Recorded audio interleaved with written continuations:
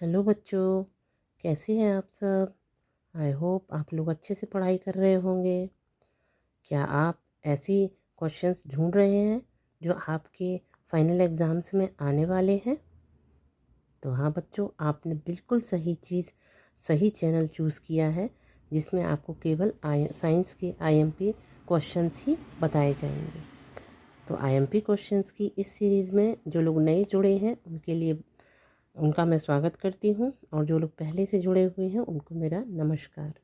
और जुड़े इस प्रकार आप लोग जुड़े रहेंगे तो आगे आपको सारे आईएमपी क्वेश्चंस की सीरीज़ मिल जाएगी आंसर के साथ। और इस सीरीज़ से लगभग 90% क्वेश्चंस आपको फाइनल एग्ज़ाम्स में देखने के लिए मिलेंगे। तो आइए आज की आईएमपी क्वेश्चंस की सीरीज़ में आज का क्वेश्चन है मूत्र निर्माण की क्रियाविधि। यूरिन कैसे बनता है और किस में बनता है। तो सबसे पहले तो ये जानना ज़रूरी है कि जो यूरिन या मूत्र का निर्माण होता है वो कहाँ होता है। सबसे पहला आपका यही क्वेश्चन है।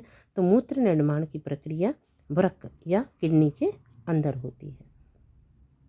उसमें मौजूद रहती हैं छोटी छोटी बिल्कुल छानने वाली इकाइयाँ, जिन्हें हम, या आप इकाइयों की जगह नलिकाएं भी लिख सकते हैं, जिन्हें हम क्या कहते हैं, नेफ्रॉन कहते हैं, के अंदर होती है।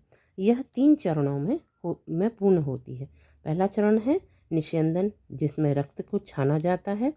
दूसरा है पुनः अवशोषण, जिसमें उपयोगी पदार्थों का दोबारा से अवशोषण कर लिया जाता है, उनको वापस ले लिया जाता है।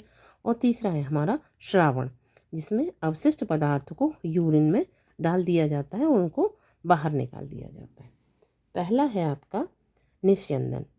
रक्त किडनी में नेफ्रॉन के ग्लोमेरुलस जो एक गुच्छे के समान, आपको आगे मैं इसके डायग्राम को समझाऊंगी तो मैं आपको वहाँ बताऊंगी कि रक्त किडनी में नेफ्रॉन के ग्लोमेरुलस एक कप जैसा होता है। उसके अंदर कई ढेर सारी केशिकाओं का गुच्छा होता है, उसको ग्लोमेरुलस कहते हैं, में आता है। यहाँ रक्त से ग्लूकोज, अमीनो एसिड, लवण, यूरिया और पानी छनकर वोमन कैप्सूल में आ जाता है।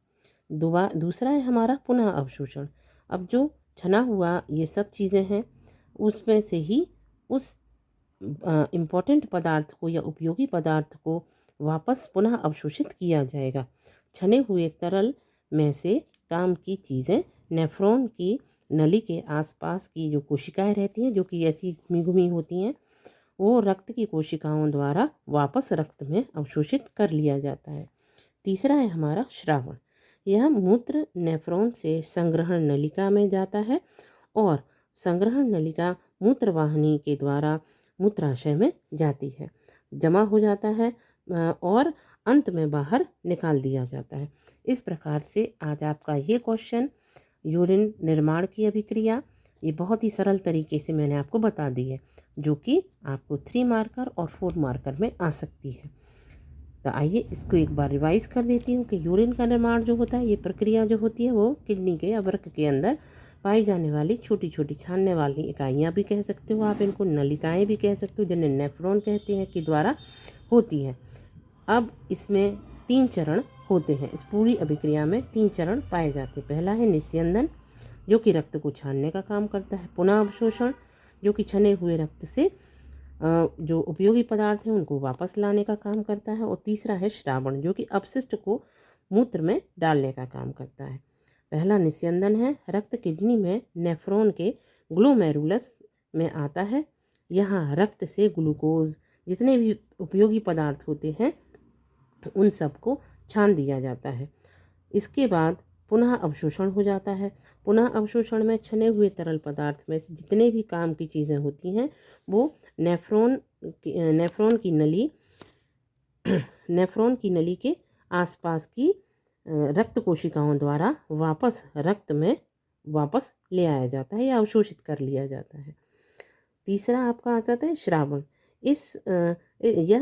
यह मूत्र नेफ्रॉन से संग्रहण नलिका में जाता है और फिर मूत्रवाहिनी के द्वारा मूत्राशय में जमा हो जाता है और अंत में यूरिन के रूप में इसको बाहर निकाल दिया जाता है। तो बच्चों, अगर आपको ये क्वेश्चन अच्छा लगा है तो आप इस चैनल पर इसका डिटेल डिटेल दे सकते हैं। और अगर आप इसको रिवीजन करना चाहते हैं तो इसी चैनल पर इसका शॉर्ट वीडियो भी पड़ा हुआ है, तो आप उसको देख सकते हैं। तो ऑल द बेस्ट बच्चों, टाटा।